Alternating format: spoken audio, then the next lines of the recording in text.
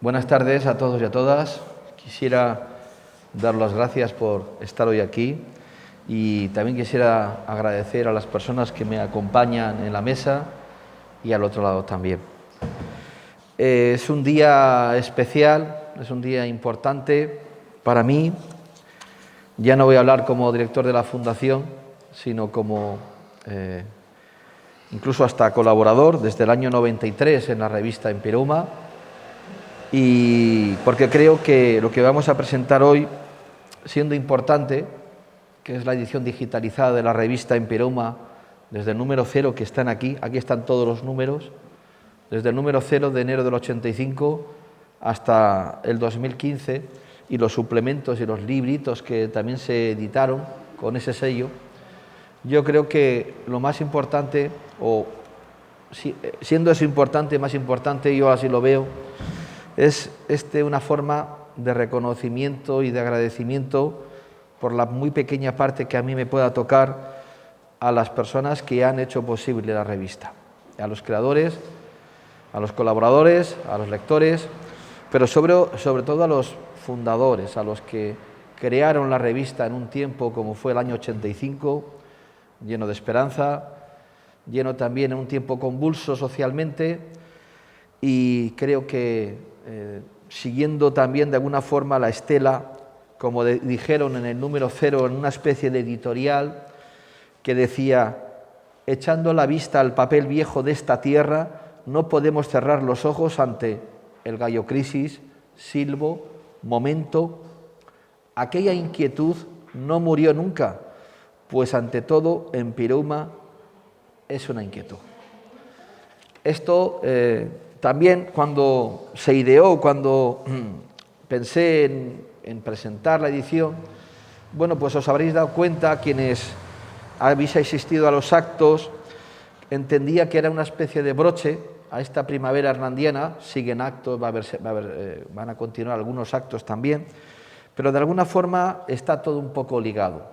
Por una parte, los encuentros con la poesía, por otra, la presentación que se hizo aquí el 29 de abril de la edición facsímil del Gallo Crisis, y hoy también pues con esta edición digitalizada. De alguna forma hay una especie de hilo o de corriente o de río subterráneo, de íntimo, en el que todo tiene de alguna manera relación, y de alguna manera beben también, Empireuma bebe también del pasado. Todos bebemos de una manera u otra para admirar, para contestar o para de alguna manera contrastar, pero hace falta también mirar al pasado. Y Empireuma no es una excepción. Entonces, mi intervención va a ser breve porque yo quisiera que fueran ellos, los que aquí están presentes, y José María Piñeiro también, los que hablen. O sea, quizá la mía va a ser la presentación o la intervención más irrelevante.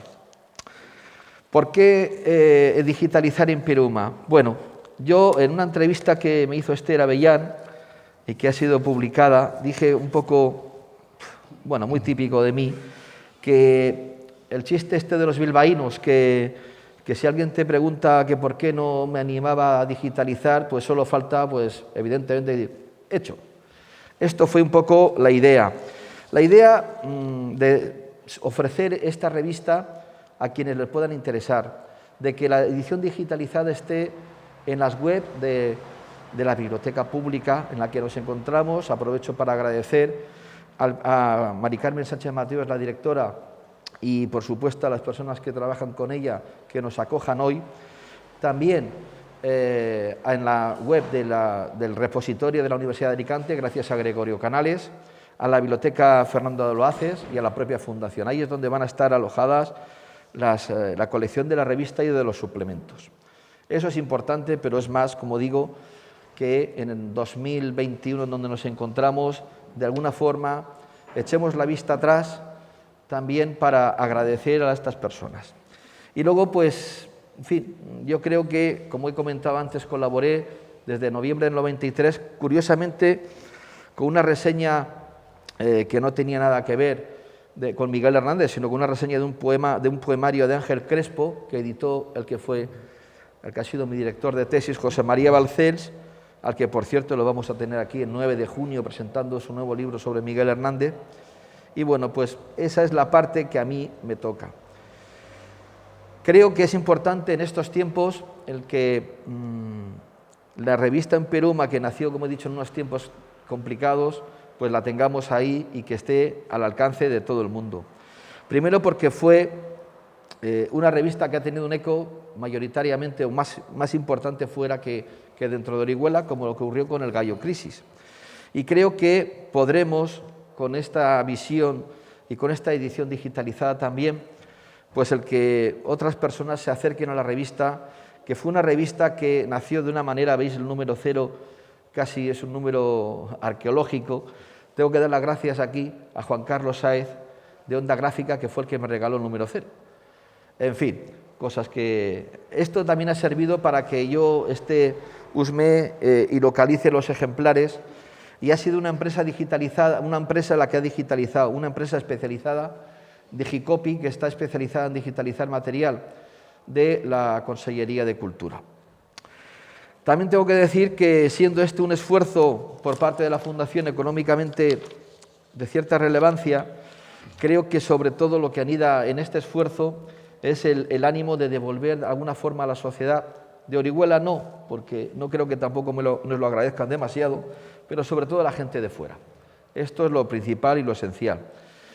Y yo quisiera, porque han sido varias veces en las que en privado he podido a José María, a José Luis Ceró, darle las gracias por en su momento contar conmigo para colaborar en la revista de una manera pues modesta, pero ahora es el momento de alguna forma también de agradecérselo públicamente a él, a Ada, José María, a quienes me acogieron cuando yo era un recién licenciado en Filología Hispánica, que solo pensaba en Miguel Hernández.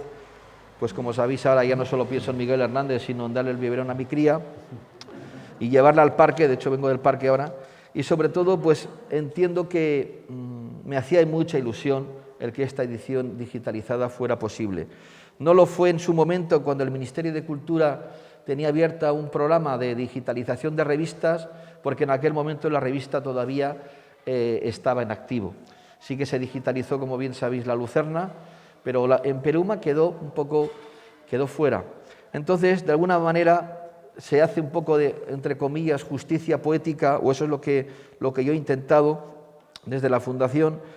Y bueno, pues no quiero decir más, simplemente daros las gracias, y de alguna manera lo importante es que Empereuma sigue viva, va a seguir viva también, como sigue vivo el Quiriquí del Gallo Crisis, que era otra de mis obsesiones. Y sobre todo yo espero que más allá de esto sirva también, me alegra que estén aquí personas de otros lugares, de otros municipios.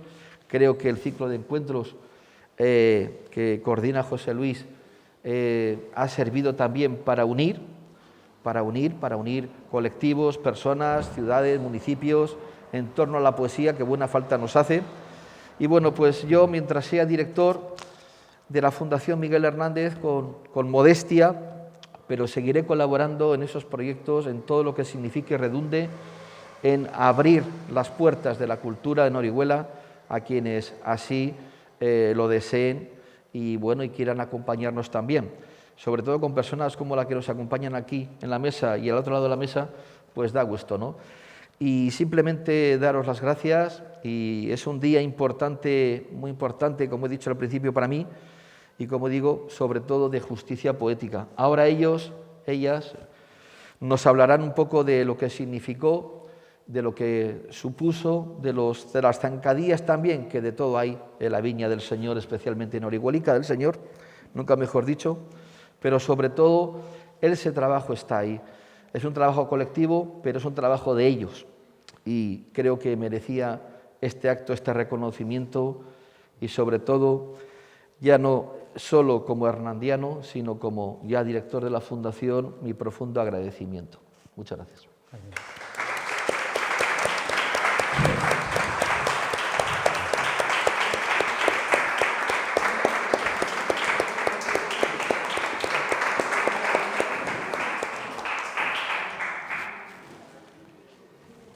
Bueno, buenas tardes por vuestra presencia, gracias por vuestra presencia, por acompañarnos esta tarde en este también homenaje, porque no solo supone un hito importante la digitalización del Empereuma, que que en parte también era un sueño que albergábamos desde hace tiempo, pero que bueno, que casi que lo damos por perdido, ¿no?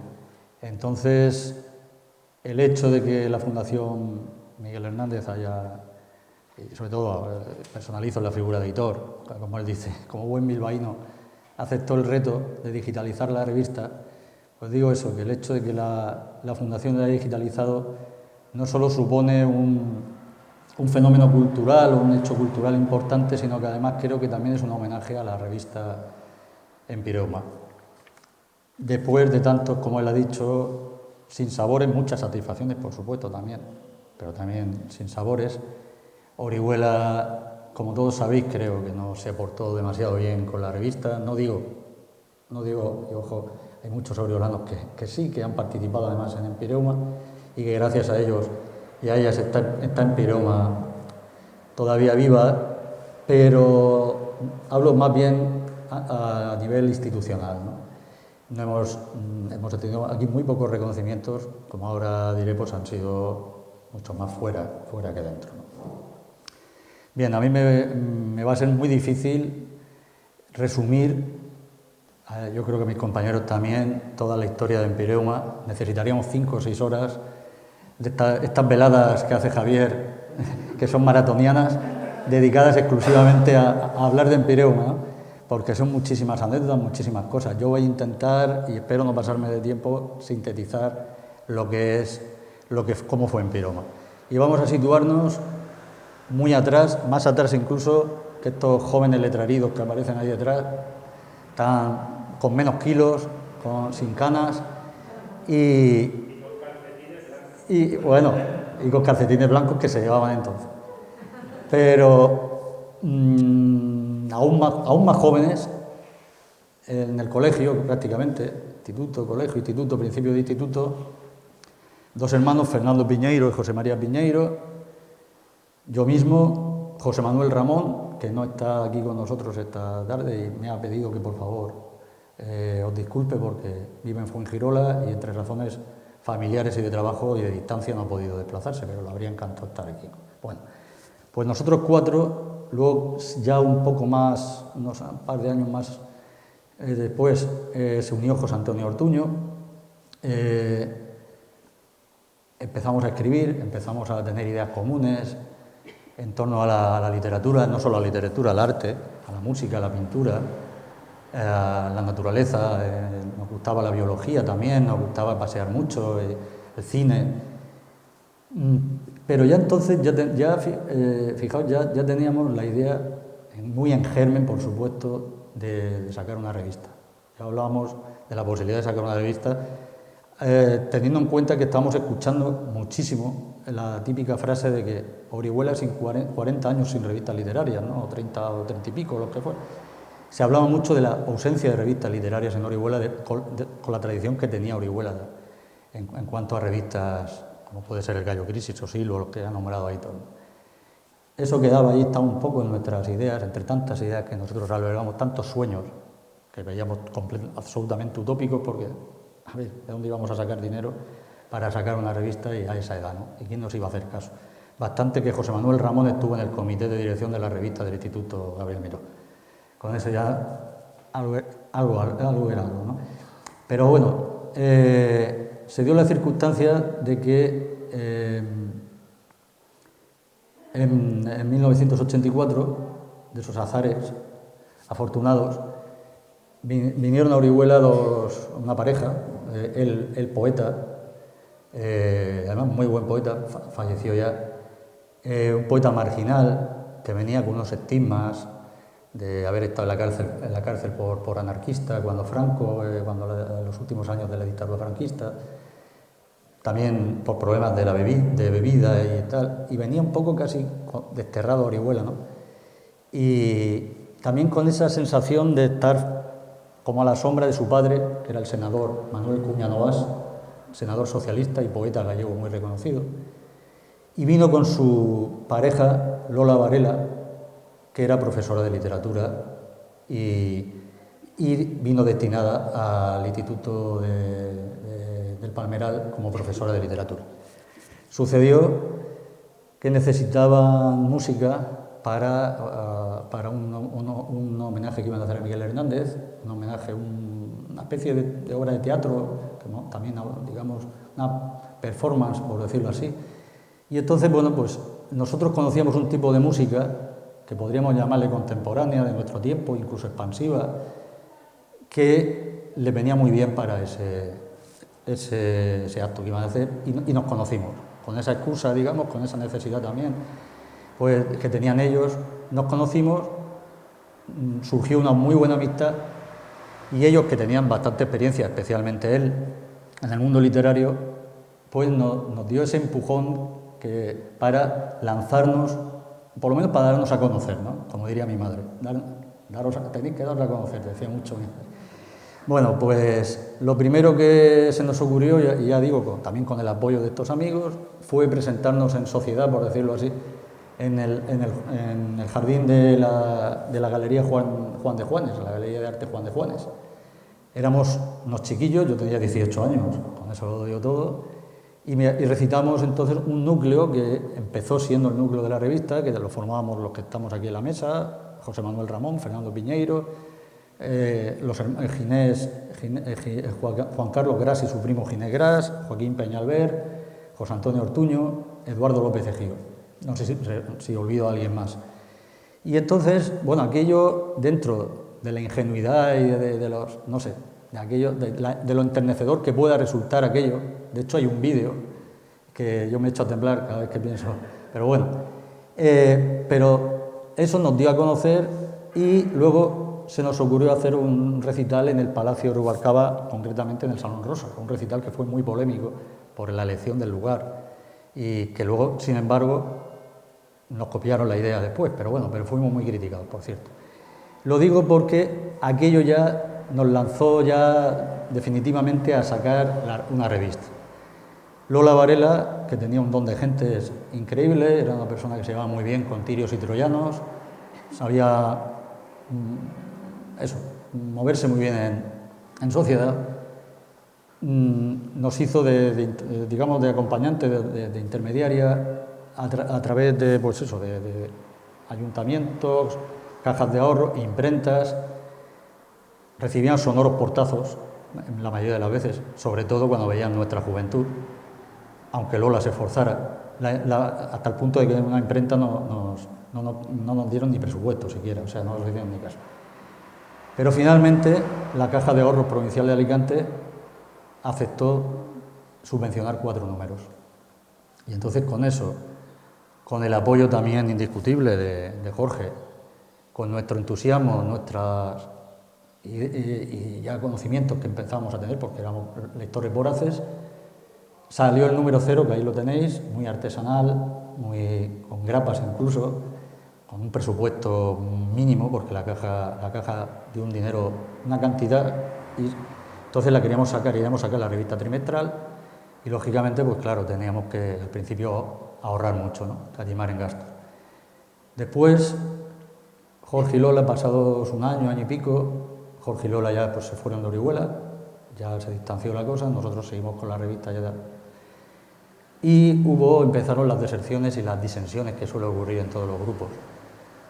Algunos amigos simplemente se apartaron por razones que no era por enfado, sino simplemente por razones que unos porque dejaron de escribir, otros porque no tenían el mismo entusiasmo, otros por no estar de acuerdo quizá con los diarios de la revista, y nos quedamos más o menos pues eso, Fernando, José María, José Manuel Ramón y por supuesto Ada, que he olvidado decir que Ada ya había entrado en el número 0, cuando empezamos antes de salir el número 0, yo conozco a Ada, y Ada escribía lógicamente y se unió al grupo, y evidentemente es una fundadora de la revista, ¿no? Porque ella incluso hasta puso dinero en los primeros números y compraba sellos, y en fin, y hacía una labor importante también de difusión de la revista.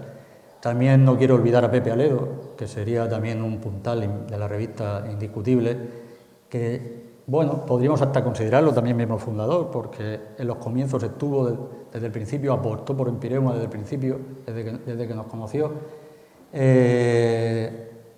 Y bueno, es el autor de la mayoría de las portadas, ¿no? Entonces es el que además hizo el logotipo de la revista. etc. Hay muchos más oriolanos que nos apoyaron desde el principio. Aquí está José Alberto Pardines, que conoce muy bien la historia de Empireuma, porque estuvo desde el principio también apoyándonos.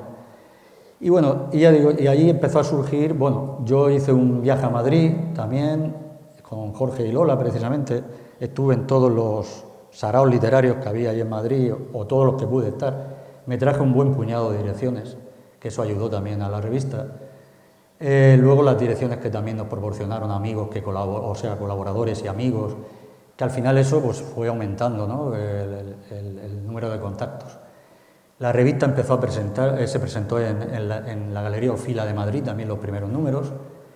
Y bueno, ocurre que cuando la Caja de Ahorros Provincial de Alicante decide pues eso, que no hay más ayuda, no puede ser, entonces el Ayuntamiento de Orihuela, estaba el alcalde Vicente Escudero y de concejal Francisco Ortuño, accede a subvencionar Empireuma. Y entonces la sacábamos trimestral, ya digamos que ya contamos con una seguridad, no mucho dinero, pero seguridad, y cuando entra Luis Fernando Cartagena en el ayuntamiento, creo que en 1988, es decir, a partir del número 13, de un plumazo corta la subvención, de hecho estaba el número 13 ya en imprenta, y creo que solo se pagó ese número y ya no hubo más, se nos cerró el grifo, y ahí empezaron todos los problemas para financiar Empireuma. Y la revista empezó a tener una trayectoria guadianesca, ¿no? Dejó de salir cada 3 meses, después cada 6, incluso hubo un año que no salió, después tuvimos que reducirla a un año. Tratábamos de sacar una tirada amplia para que llegara al mayor número de gente posible. Tener en cuenta que no teníamos entonces internet, no es como ahora que las redes sociales pues difunden muchísimo mejor. Nosotros teníamos que hacerlo todo con cartas a través de correo, eso es otra, correos, el gasto de correos. También he de agradecer a Víctor, el director de correos, de entonces, que nos ayudó muchísimo a la hora de ponernos un precio especial, puesto que eran envíos culturales, ¿no? Y entonces, bueno, pues eso, necesitamos mucho dinero, llegamos a hacer hasta rifas para poder mantener la revista Empireuma, meter publicidad que no era precisamente literaria, ¿no? Y bueno, y esa es un poco, digamos, la trayectoria de Empireuma hasta que llega un momento en que decidimos dejarla porque nos damos cuenta que, paradójicamente, siendo nuestra gran creación, nos estaba quitando a nosotros, o al menos nos estaba evitando que nosotros pudiéramos crear y pudiéramos difundir nuestra propia obra, ¿no? Entonces llega un momento que decimos, mira, hasta aquí hemos llegado, también estamos cansados, reventados. No he dicho, que esto también es importante, claro, que la revista, a todo esto, en el 93 creo que fue, si no mal no recuerdo, creamos una asociación porque hasta entonces funcionamos con el depósito legal de la revista, pero no estábamos realmente legalizados. Y llegaba un momento en que, si queríamos acceder a subvenciones, por ejemplo, las que empezó a concedernos el Juan Gil Albert, el Instituto Juan Gil Albert, teníamos que tener un NIF, una asociación, y entonces, por idea de José Antonio Muñoz Grau, que fue idea suya realmente, y gracias a él, que nos ayudó en las gestiones, creamos la asociación y aprovechamos y creamos Asociación Cultural Ediciones Empireuma, porque pensamos que podíamos editar más cosas, y prueba de ello es que hay encartes, hay separatas y hay libros. No me acuerdo ahora la cantidad de libros exactamente, no sé si son 16 los que sacamos aproximadamente, varios encartes, varias separatas, y al mismo tiempo Ediciones Empireuma publicaba la revista La Lucerna, que todos, creo que muchos de vosotros conocéis, y que era una revista más localista, más sociocultural, entraba más en el terreno periodístico, político, pero que también tenía una parte importante de cultura. No tanto de poesía, pero sí de cultura. Bien, yo no voy a hablar de hasta dónde llegó Empireuma, colaboradores y demás, porque hablarán mis compañeros de mesa. Solo quería recordar a una persona que ha muerto recientemente, que es Jesús Hilario Tundidor, que publicó en la revista Empireuma, y además reseñamos algunos de sus libros. Y al morir, al morir Jesús, me fui al archivo de Empireuma, que tenemos un archivo con fichas. Y ahí me entró un estremecimiento, una emoción al ver que bastante gente había fallecido. Tenemos muchas fichas con él, falleció en rojo. Es decir, que han pasado años, ¿no? Luego ya brevemente pues voy a decir que también tratamos de crear unas líneas maestras al comienzo de la revista. Evidentemente la poesía era lo más importante porque nos sentíamos poetas, porque éramos poetas, pero poco a poco fuimos abriendo la revista también a otros géneros literarios, como puede ser el cuento, como puede ser el ensayo, el artículo, las reseñas. También las traducciones son muy importantes. Luego también hablamos de cine, entonces pasó de ser una revista literaria a una revista, digamos, cultural, ¿no? Porque se hablaba de música, se hablaba de cine, se hablaba de pintura, con lo cual ya no era realmente literaria, ni de creación literaria, era también de pensamiento, de ensayo, etc. Entonces eso vamos, quería resaltarlo. Luego, por último, porque ya digo, no quiero enrollarme mucho, también quería hacer un poco de autocrítica y transmitirla, también pedir disculpas porque cuando leáis, que queráis leer los números digitalizados, pues os daréis cuenta que hay muchas erratas, sobre todo en los primeros números. Hay también en los primeros números un diseño muy minimalista, muy artesanal, hasta que ya Pepe empezó a hacer las portadas y sobre todo ya en los últimos números, que mejora la revista muchísimo. La calidad del papel pues no era buena porque era barata. Sacrificamos, digamos el lujo que entonces también es verdad que la mayoría de revistas no tenían mucho lujo, es decir, no es como ahora aprovechaban mucho el espacio, porque claro, entonces hacer una revista literaria y que trascendiera fuera del pueblo o de la provincia era complicado. Si querías hacer tiradas de 1000 ejemplares, como llegamos a hacer nosotros, luego de 500, pues estamos hablando de que era muy caro. Entonces, con el sistema offset de la época, que no como ahora, que el sistema digital, de impresión digital, es mucho más fácil. Entonces, claro, la revista podía haber sido mucho mejor, estar mejor diseñada, mejor trabajada, pero una parte del dinero tenía que ir a lo que era la distribución, para que la revista tuviera visibilidad, ¿no? Entonces, ahora veo algunos números y digo, bueno, hoy podíamos haberlo mejorado muchísimo, ¿no? En todos los aspectos.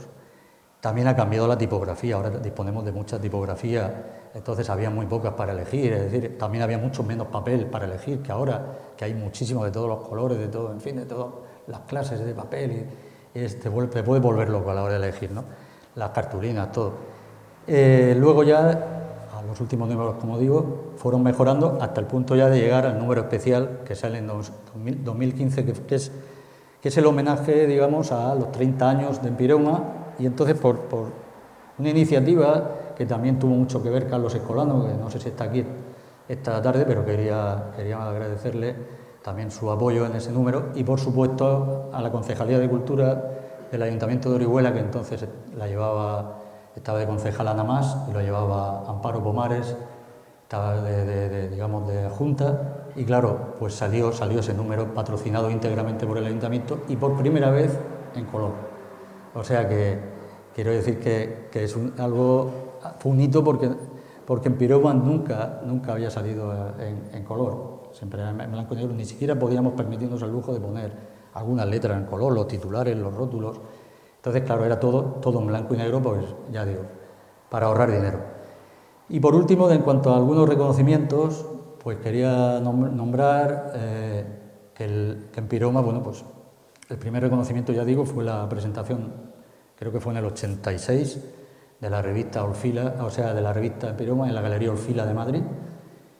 Luego también tuvimos presentaciones en varios sitios de España, en el Ateneo de Alicante, en Alcázar de San Juan, en Murcia, en fin, en numerosos lugares. El diario La Nación de Buenos Aires nos dio un diploma y un reconocimiento, y además salió un artículo en La Nación por la difusión de la literatura latinoamericana en general y en particular la literatura, sobre todo la poesía argentina. De hecho, hay muchos nombres de autores argentinos que ahora están sonando, que publicaron en Empirema y algunos por primera vez, ¿no? o cuando eran muy poco conocidos.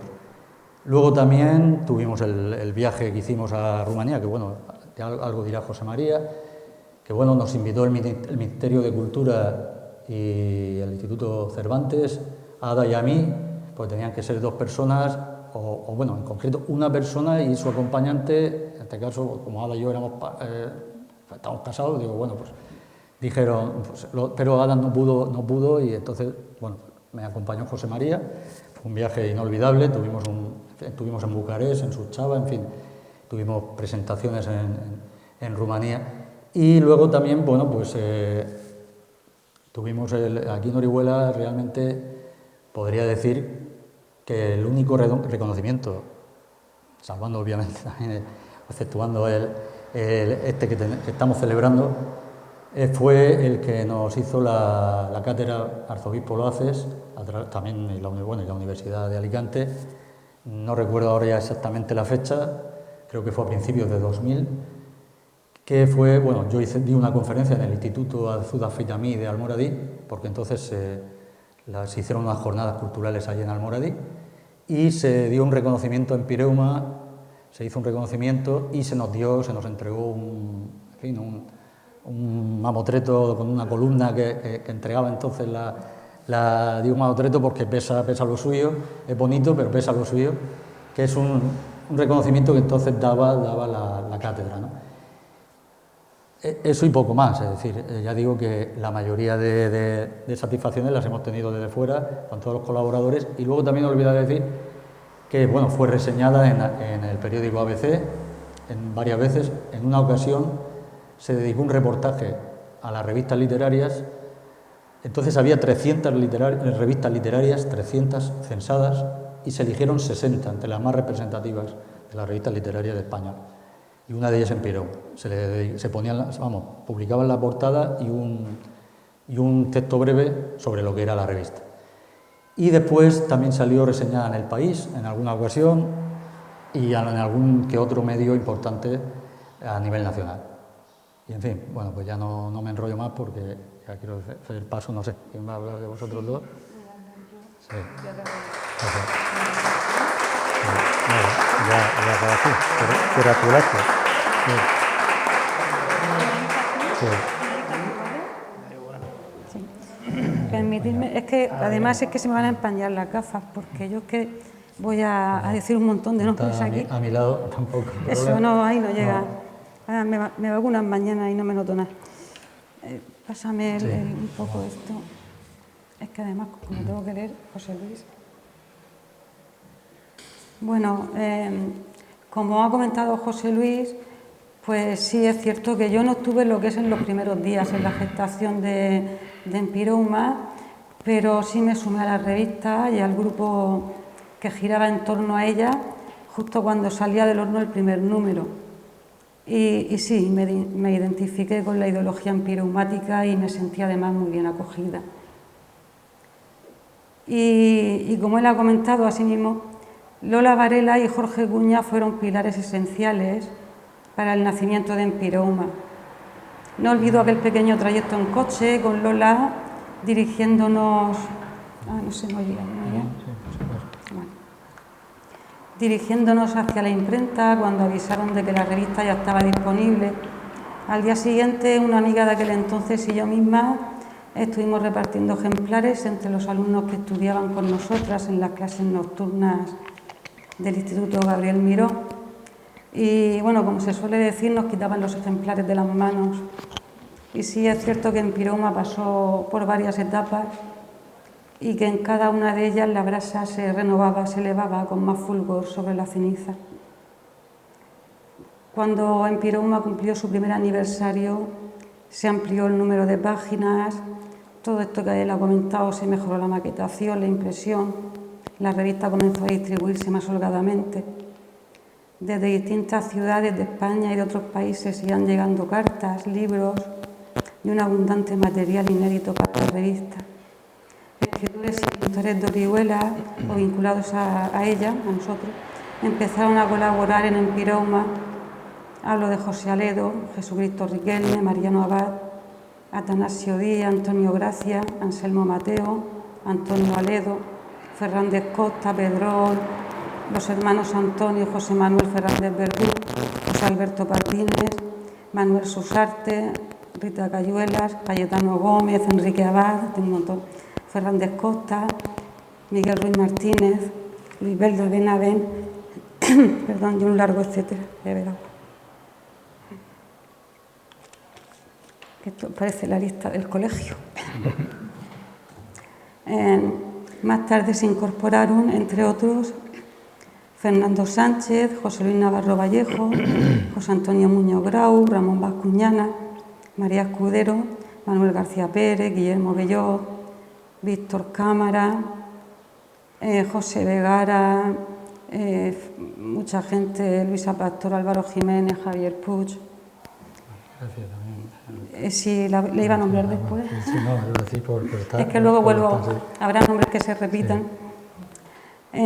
Bueno, decir que yo fui precoz en la lectura, la escritura más tarde, empecé un poco más tarde. Además es que yo sigo siendo también algo pudorosa y tenía inseguridad, todavía tengo inseguridad y creo que no es malo tener inseguridad. Por lo que me decidí a publicar mi primer poema en el número 7, que sería pues hacia finales del 86, ¿no? Creo que sería por ahí. Sí. Quiero hablar de la traducción. Debo decir que la traducción para mí es el arte más difícil en las letras y fue un eslabón crucial para Empirouma. La poesía escrita en francés, un idioma que además me gusta muchísimo, estuvo muy presente en Empirouma, como es el caso de este poeta belga a quien tanto he leído, Henri Michaud, también Antonin Artaud, Pierre-Jean Toulet, René Char, Aimé Césaire o Pierre Rabelais. También hubo cabida para poetas italianos como Ungaretti, Montale, Sandro Pena, Rita Baldassarri, ¿se dice Baldassarri? ¿O Baldassari? Sí, Baldassari. Me equivoco. Sí, no, es que se escribe Baldassarri, pero es Baldassari. Baldassari, perdón. Sí. Es que de italiano no sé. Pero bueno, ahora mismo. Sí. Adriano Spatola o Valerio Mangrelli. Para los poetas portugueses, Ledo Ivo, Eugenio de Andrade, Joao Cabral de Melo Neto o Antonio Osorio. También alemanes, como estos dos poetas que me encantan, Paul Celan y Nelly Sachs. Y los ingleses, Edgar Allan Poe, Browning, William Blake, ni más ni menos, Ezra Pound. Sé que algunos se preguntarán, os preguntaréis, ¿cómo fue esto posible? Pues lo fue gracias a la labor de traductores de reconocido prestigio, como Mariano Roldán, Manuel Álvarez Ortega, Jorge Reitman, Trino Trives, Carlos Vitale, Emilio Coco, Pedro José Vizoso, José Ángel Cilleruelo, Amador Palacios, Joaquín Garrigós o Catalina Iliescu, entre otros. Sí quiero hacer una mención especial a Joaquín Garrigós por su inestimable labor, su haber dado a conocer a un buen número de escritores rumanos a lo largo de varios números de Empirouma. Además de los traductores, que son, diría, imprescindibles, porque nos dan a conocer la obra de quienes escriben en otras lenguas, he de añadir que en cada número prestamos atención a autores españoles que viven o han vivido una situación de lateralidad.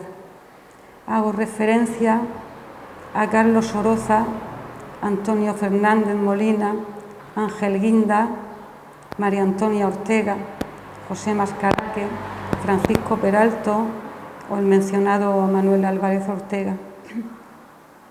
Asimismo, Empirouma ha venido publicando desde los primeros números a escritores de casi todos los países del continente americano. Acuérdate, José Luis, de aquel poeta costarricense, José Antonio Porras Bolívar, de quien tanto cariño guardamos en nuestro corazón y en nuestra memoria. Murió a los 42 años en accidente de tráfico, cuando se dirigía de su ciudad, Guanacaste, a otra ciudad para impartir un recital.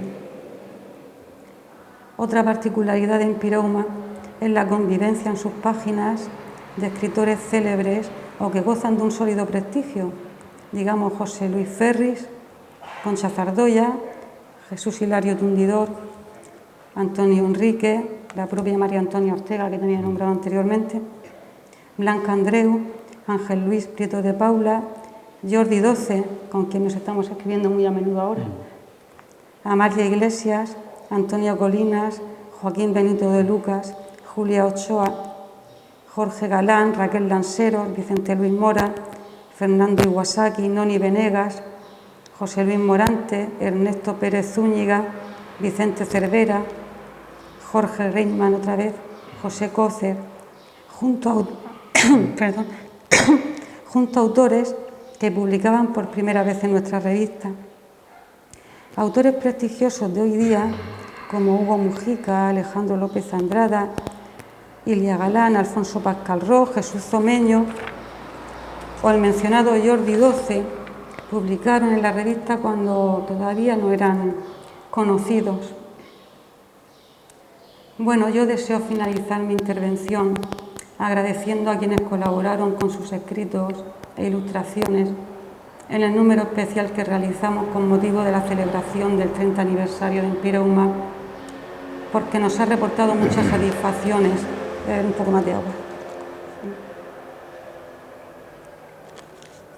Que con tanto nombre se me seca la voz. Bueno, he tenido la oportunidad de conocer a otros autores, como es el caso de Ana Leonís, Eva Ruiz, Agustín Calvo Galán, Cleofé Campuzano Marco, Javier Catalán, Carlos Javier Cebrián, Alberto Chesa, Juan Carlos Lozano, Mateo Marco Amorós, Elías Cortés, Octavio Ferrero, Alejandro López Pomares, Luisa Pastor, Álvaro Jiménez, María Gracia Sigüenza. ¿Te nombra a ti, Javier Puig? Ah, vale. Como he dicho ya tantos nombres, ya no me acuerdo. Pero a ti ya te conocía de antes. Vale, a ti ya Soli, por supuesto. Hace años, sí. Por supuesto, quedo muy agradecida a quienes nos han apoyado y valorado durante tantos años. Cómo no, Aitor Larravide, bilbaíno de raza, que aterrizó en Orihuela por su amor a Miguel Hernández, y aquí se nos ha quedado. Cómo no, a mis compañeros de Empireuma, a mis compañeros de batalla, a quienes brindo hoy 2 estrofas de mi poema inédito, y lo hago extensivo a vosotros, a quienes nos acompañáis hoy, esta tarde. Y me emociono al recordar cómo mis acordes convergieron al calor de las brasas de Empireuma, aquella locura insaciable como estómago de tigre, la seducción intemporal de la maldita y divina salamandra. Operarios infatigables, sobrevivíamos cada noche en el fondo de una cueva, vosotros, mis confidentes, una ligadura de voces purificándose en las aguas de una terma. Sí, nuestras voces agitándose como luminarias, nuestras voces aventándose como humo de incensario.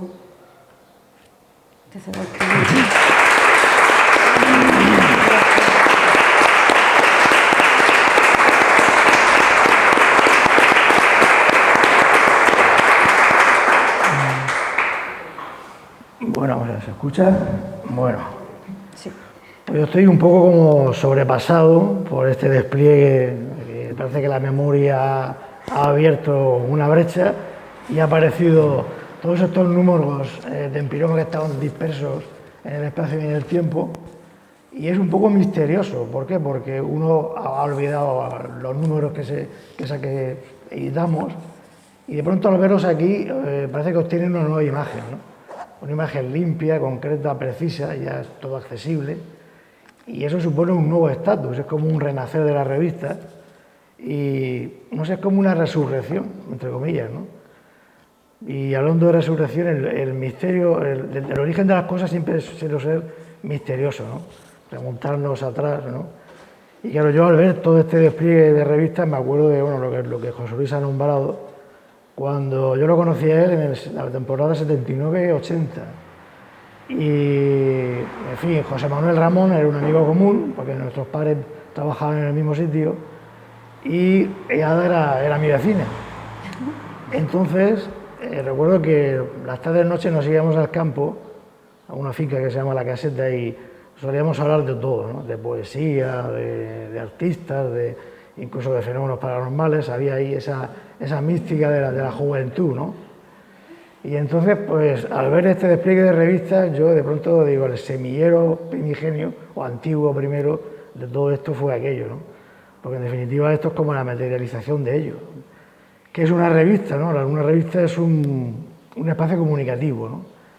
Y hay otro misterio ligado a este, es que lo más normal, lo previsible es que una revista, pues un grupo de profesores o de licenciados en filología, pues proyecten hacer una revista, ¿no? Y claro, en este sentido, la revista yo creo que es expresión de nuestro amor por la invención literaria, porque no ha sido nuestro caso el hacer carrera filológica y por circunstancias hemos ido por otro lado, y creo que en ese sentido yo recuerdo lo de la pasión crítica que decía Ramón Sige, ¿no? Creo que ese amor por la palabra bien escrita, por el discurso, por la belleza, que es lo que nos juntaba entonces, es lo que está ahí, en lo que está aquí y en Empireuma, ¿no? Entonces este despliegue, yo creo que ahora que lo veo y me impresiona, ¿no? y me siento orgulloso, ¿no? Porque hay de todo, hay ensayos, hay poemas, hay reseñas, traducciones, inéditos. ¿Quién me iba a decir a mí que en Empireuma, con el autor con el que yo me estrené leyendo fue Allan Poe, y que un chico desde México nos iba a enviar un artículo escrito por Poe inédito en español, ¿no?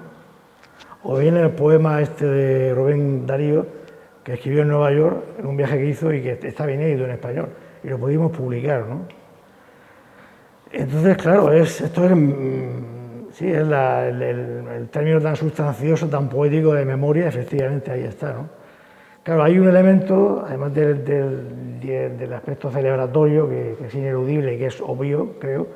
Claro, lo que también habéis nombrado José Luis Illada, ¿no? Que empiezas a revisar números antiguos de los años 80 y claro, empiezas a ver gente que le hemos perdido la pista, que publicó un poema en ese momento y desapareció, o gente que ha fallecido, ¿no? Y eso es lo que más impresiona. Vamos, a mí me trastorna mucho el que de pronto en un espacio lúdico como es compartir cosas literarias, pues de pronto alguien no esté, ¿no?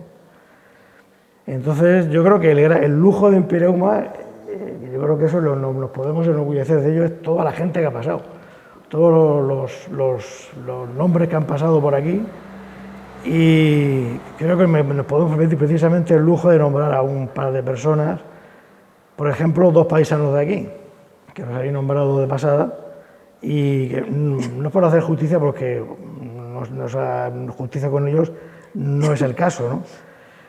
Y uno se ubica en los primeros números y otro al final de la temporada de la revista. Tino Trives colaboró con nosotros dándonos traducciones de poemas del francés al español.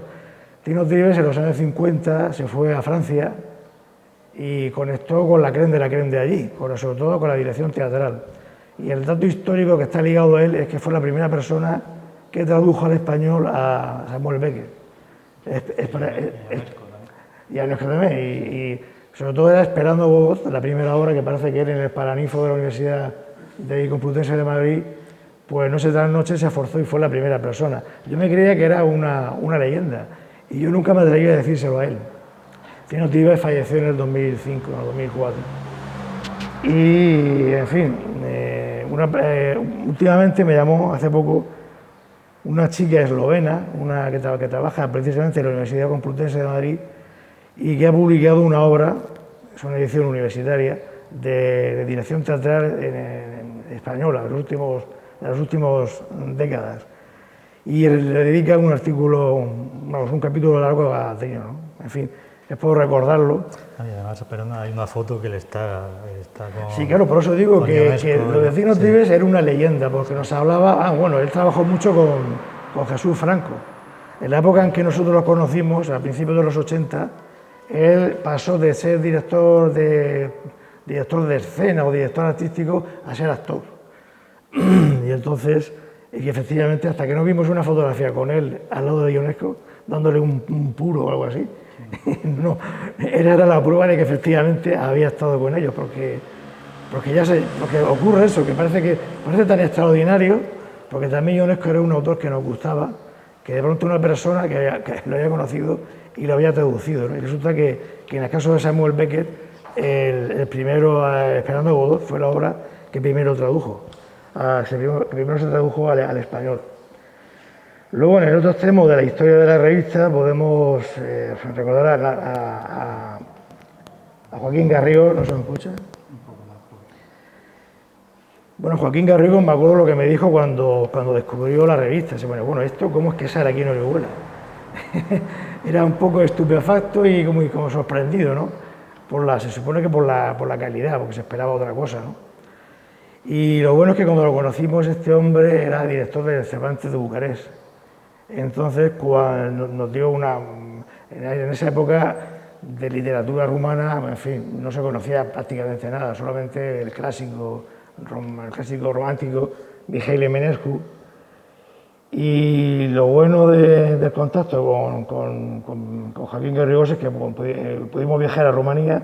Había allí en la capital un festival, un encuentro de revistas literarias y, en fin, nos trajimos mucho material, hicimos amistad allí. El viaje fue muy interesante, porque entonces todavía, me acuerdo que todavía el euro no estaba todavía, y eso fue en el 2006. Y recuerdo que, en fin, me acuerdo que en una tienda queréis pagar con euros y me miraban, la chica hizo un gesto así como diciendo, no sé qué me dices, ¿no? Y, en fin, ha ido todo muy, muy rápido. Y lo bueno de esto es que la literatura rumana, a mí me gusta la música rumana, la literatura rumana quizá menos, pero últimamente sí que hay 3 autores que sí que esto es lo más, digamos que lo más actual, ¿no? En cuanto a autores rumanos, y es que los primeros que lo nombramos fuimos nosotros. Está Mircea Cărtărescu, que es incluso candidato a Nobel, y que en donde primero apareció, que yo sepa, en el 2001, en 1999, fue en el número que le dedicamos a la literatura rumana y fue en Pireuma, ¿no? El otro es Yarasil Luca, un escritor muy ligado al surrealismo y al experimentalismo. También ahora en el de Velo Ediciones, que acaban de publicar una obra suya y parece que lo publicitan mucho, y donde apareció por primera vez que yo sepa fue en Pireuma, ¿no? Y Max Blecher, el poeta judío que se pasó casi toda su vida en una camilla y tiene una obra poética muy interesante, pues también fuimos nosotros, porque es que de Rumanía en ese momento no había casi nada, ¿no?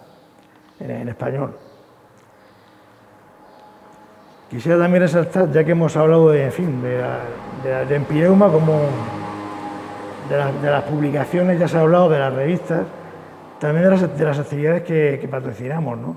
Con el auspicio y con la ayuda de la CAM, en el 2004 trajimos aquí a Sala donde ahora lo que es el Banco Bilbao Vizcaya, en la Sala Cultural de la CAM, pues vino Blas Matamoros, Nori Venegas, la poeta, Mario Merlino, traductor, y Mijail Ides, que entonces era director de Lateral.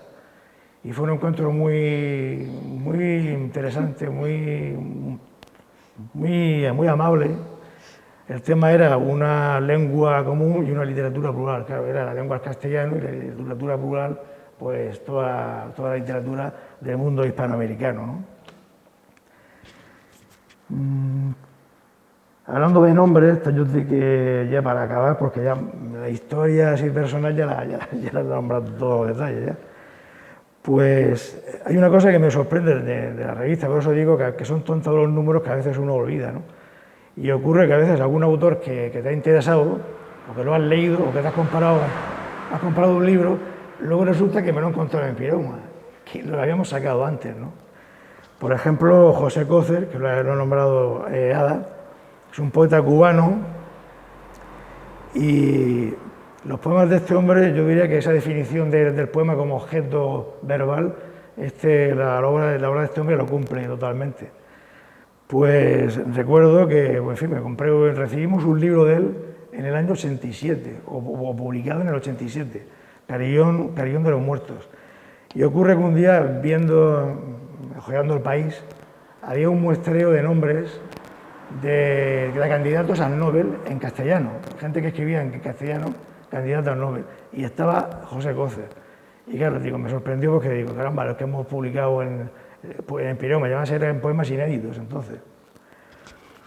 Otra persona, por ejemplo, ha sido el italiano Valerio Magrelli, que recuerdo, en fin, una vez que visito Murcia, iba entonces, que esto fue en el año 90, 91, entonces aquí no había librerías, como por ejemplo ahora que podemos contar con la de Codes y con la otra que está más allá, Atenea. Y bueno, el objetivo era visitar Diego Marín, ¿no? Y descubrí a Valerio Magrelli, un poeta así minimalista, con poemas muy de la era postmodernista, ligado al pensamiento débil, poemas también, en fin, que tenían su gracia y su interés. Y luego, hojeando una revista de Empireuma, me encuentro con que la habíamos publicado inéditos a Valerio Magrelli, y yo lo había olvidado, ¿no? Otra persona también ligada, que le enviamos la revista y que yo diría que este de los archivos de Empiroma es uno de los corolarios más poderosos, más destacados, es el poeta francés René Char, ¿no? El poeta René Char estuvo vinculado en los años 30 al surrealismo, estuvo, en fin, con la peña surrealista, con Dalí, con André Breton, etc. El poeta Henry Louis Scott, que se ha movido mucho en el ámbito hispanoamericano, nos envió la dirección de él. Y le enviamos la revista, recibimos un acuse de recibo. El poeta René Char en su momento era el mejor poeta de Francia, incluso ahora está considerado como el mejor poeta de Francia. Es un poeta que, si mezclamos, por ejemplo, la filosofía de un Heráclito y toda la aventura surrealista, de ese cóctel explosivo sale René Char, ¿no? Es un poeta que Martin Heidegger admiraba, o sea, que figura de primera línea, ¿no?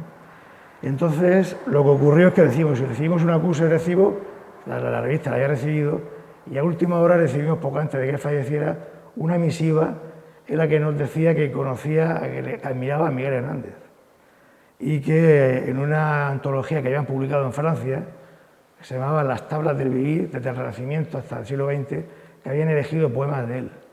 Y eso me pareció, dice que no conocía del todo su obra, pero que admiraba, digamos que la coherencia política y ética de su vida, ¿no? Luego también un recuerdo mínimo para Elena Garro, porque pudimos publicar antes de que muriera unos poemas suyos. Elena Garro fue la primera mujer de Octavio Paz. Y claro, Octavio Paz, al separarse de ella, de esta mujer desapareció del mapa. Y nos creíamos incluso que incluso había fallecido, y falleció hace poco, ¿no? En México llevó una vida, vamos, literaria muy dinámica y normal, pero aquí desapareció, ¿no? Y no sé, parece que a quien se le había olvidado y en fin, y parece que Elena Garro pues, marcó mucho a Octavio Paz, aunque luego Octavio Paz llevó una vida muy internacional y se dejó mover mucho por aquí, y parece que estaba olvidada y no sé, un recuerdo mínimo hacia ella, ¿no? Y nada, ya está, no sé, simplemente, bueno, agradecer a la idea, a la Fundación y a como otro misterio, porque si la revista empezó, un estímulo muy fuerte fue la presencia de un elemento de fuera, que fue Jorge. Y a última hora hay que contar que con la ayuda de la presencia de Aitor, ¿no? Y nada, agradecer desde luego la iniciativa. Y como digo, yo veo esto como una especie de resurrección, entre comillas, de Empirema y que esté ahí accesible para todos. Y, en fin, y es una culminación de una época, da cierta melancolía, como dije antes, pero de alguna manera está ahí como finiquitado, ¿no? Y me parece que hay que sentirse, o sea, orgulloso, pero sin pedantería, sino que de aquella pasión, de aquellas reuniones primeras antiguas, pues ha salido todo esto, ¿no? Yo creo que es magia, ¿no? Y ya, ahí queda.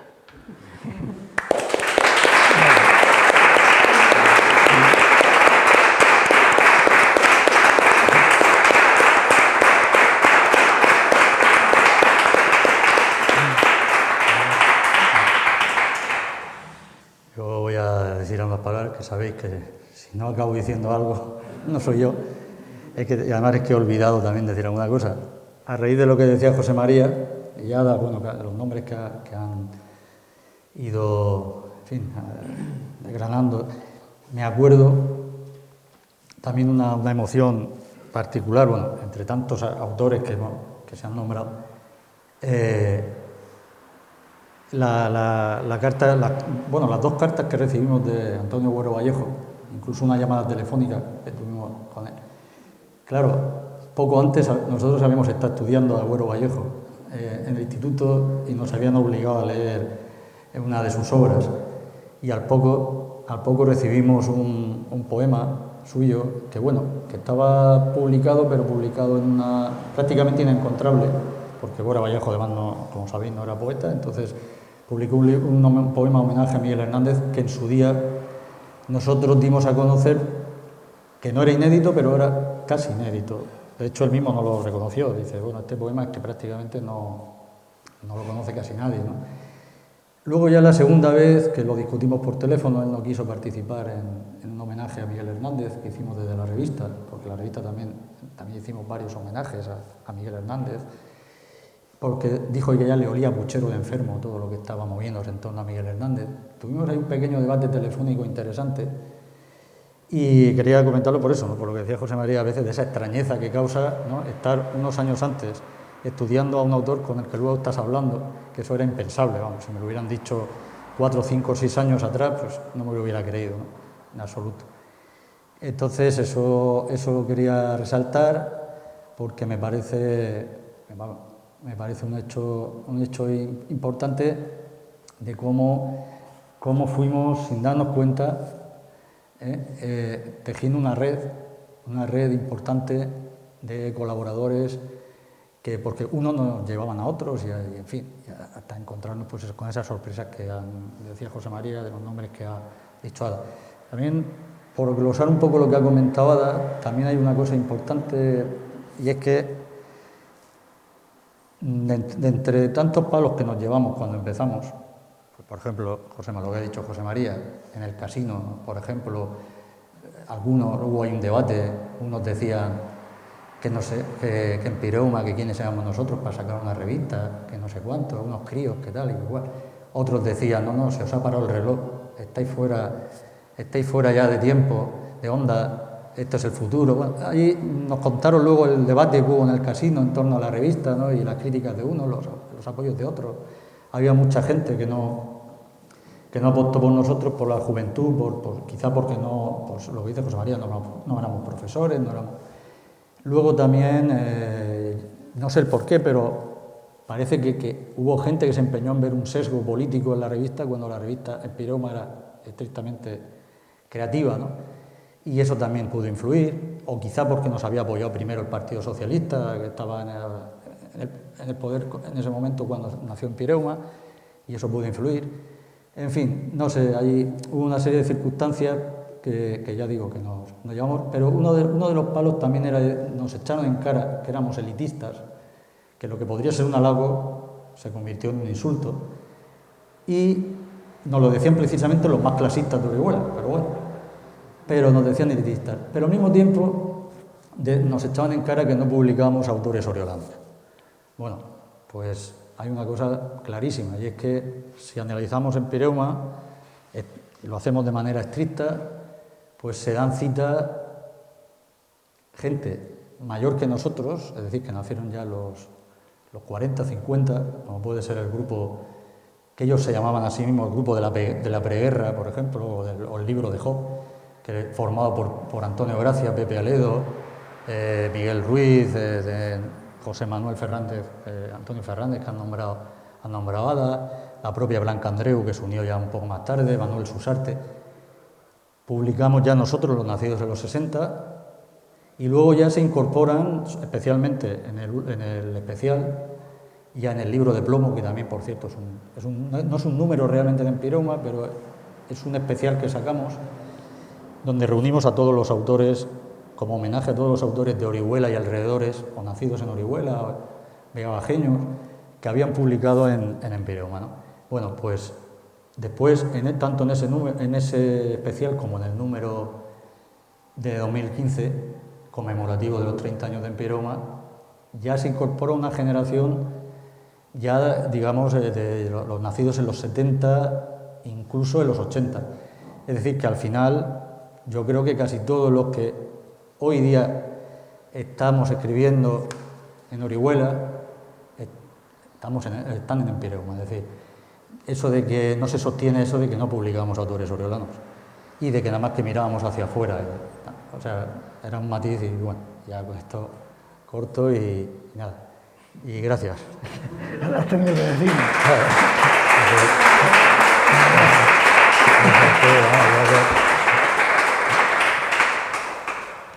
Y bueno, nada, si alguien quiere preguntar algo y si no, pues hablamos un rato. Yo creo que levantamos el campo.